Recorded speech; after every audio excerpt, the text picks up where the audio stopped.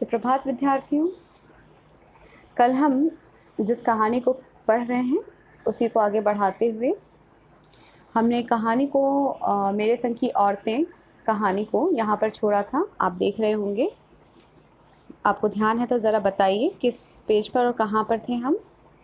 हमने यहाँ पर छोड़ा था कि कम से कम घर के भीतर तो मुझे हिंदी आलोचना बुद्धि से दो चार नहीं होना पड़ता।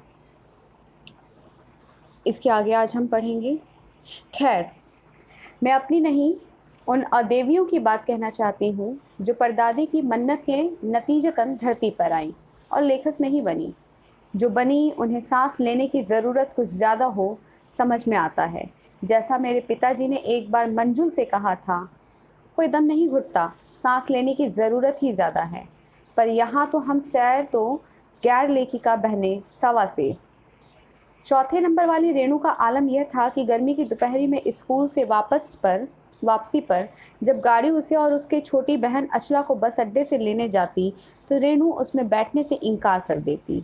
उसका कहना था कि यूँ थोड़ा सा रास्ता गाड़ी में बैठकर तय करना सामंत शाही का प्रतीक था, जो शायद था, पर साथ ही पिता के अतिरिक्त लाड का भी, और रसोइये को खाना खिलाकर जल्दी फारिग करने की लाचारी का भी। फारिग उर्दू का शब्द है जिसका अर्थ होता है कार्य से निवृत्त हो जाना, यानी कार्य की पूर्ति हो जाना, पूरा हो जाना।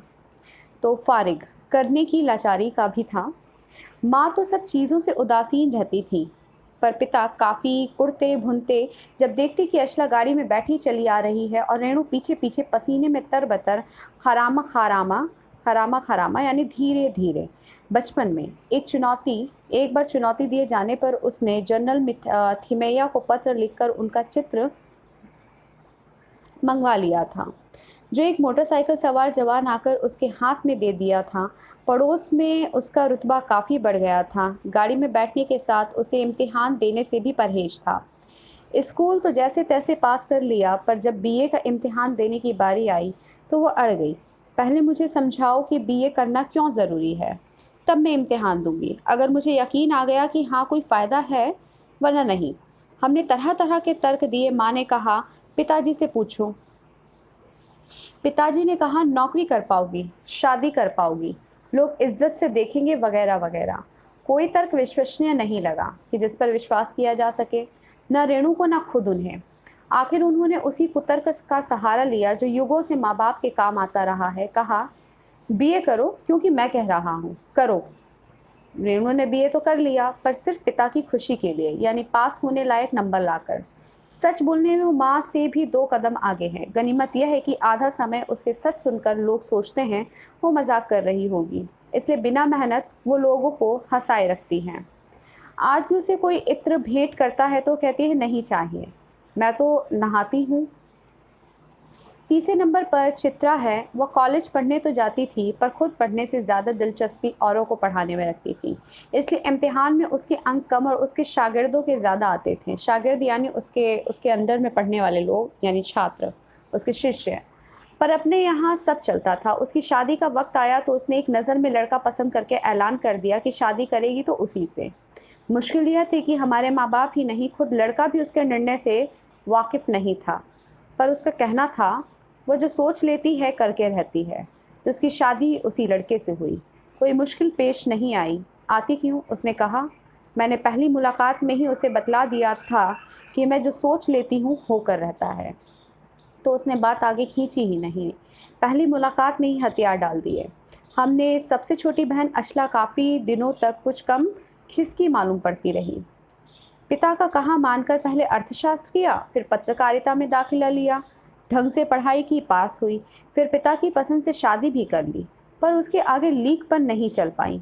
घर बार में मन ज़्यादा रुचा नहीं, और मंजुल और मेरी तरह उम्र के 30 बरस पार करते ही लिखने का रोग लग गया। एक बात हम में एक सी थी, घर बार को परंपरागत तरीके से हमने भले न चलाया हो, उसे तोड़ा भी नहीं। शादी एक बार की और उसे कायम रखा, चाहे तलाक के कगार पर खड़ी चली हो, पर कगार तोड़ डूबी नहीं। शायद इसलिए कि जैसा मैंने अपने पहले उपन्यास में लिख डाला था, हम सभी विश्वास करती रही होंगी कि मर्द बदलने से कोई प्रयोजन सिद्ध नहीं होता। घर के भीतर रहते हुए भी अपनी मर्जी से जी लो तो काफ़ी है। शादी के बाद मैं बिहार के ऐसे छोटे कस्बे यानी डालमिया नगर में रही, जहाँ मर्द औरतें चाहे पति पत्नी क्यों ना हो, पिक्चर देखने भी जाते तो अलग अलग दड़बों में बैठते। मैं दिल्ली से कॉलेज की नौकरी छोड़कर वहाँ पहुँची थी और नाटकों में अभिनय करने की शौकीन रही थी। मैंने उनके चलन से हार नहीं मानी। साल भर के भीतर उन्हीं शादीशुदा औरतों को पराए मर्दों के साथ नाटक करने के लिए मना लिया। अगले 4 साल तक हमने कई नाटक किए। अकाल राहत कोष के लिए उन्हीं के माध्यम से पैसा भी इकट्ठा किया। वहाँ से निकली तो कर्नाटक के और भी छोटे कस्बे बालकोट में पहुँच गई। तब तक मेरे 2 बच्चे हो चुके थे जो स्कूल जाने लायक उम्र पर पहुँच रहे थे, पर वहाँ कोई ढंग का स्कूल नहीं था। लोगों की राय पर मैंने पास के कैथोलिक बिशप से दरख्वास्त की कि उनका मिशन वहाँ के सीमेंट कारखाने की आर्थिक मदद से हमारे कस्बे में एक प्राइमरी स्कूल खोल दें। पहले उन्होंने कहा चूँकि उस प्रदेश में क्रिश्चियन जनसंख्या कम थी, इसलिए वे वहाँ स्कूल खोलने में असमर्थ थे। मैंने गैर क्रिश्चियन बच्चों को भी शिक्षा पाने लायक सिद्ध करते हुए अपने इसरार जारी रखा। इसरार मतलब आग्रह, रिक्वेस्ट। तब उन्होंने कहा हम कोशिश कर सकते हैं, बशर्ते आप हमें यकीन दिलाएं कि वह स्कूल अगले 100 बरस तक चलता रहेगा। मुझे गुस्सा आ गया। मैंने कहा स्कूल की छोड़िए, किसी भी बारे में यकीन नहीं दिलाया जा सकता कि वह अगले 100 बरस तक चलेगा। वे भी गुस्सा खा गए। बोले खुदा का लाख शुक्र है, बच्चों को ना पढ़ पाने की समस्या आपकी है, मेरी नहीं। बात कड़वी थी पर 100% सच। सच के आगे सिर झुकाने की हमारी बचपन की आदत थी, सो मैंने तय किया कि मैं खुद अंग्रेजी, हिंदी, कन्नड़ 3 भाषाएं पढ़ाने वाला प्राइमरी स्कूल वहां खोलूंगी और कर्नाटक सरकार से उसे मान्यता भी दिलवाऊंगी। वहां के अनेक मेहनती और खिसके लोगों की मदद से यह व्रत पूरा हुआ। मेरे बच्चे तथा अन्य प्रोफेसरों के बच्चे उसी स्कूल में पढ़े। बाद में अलग अलग शहरों के अलग अलग खयात स्कूलों में दाखिला भी पा गए।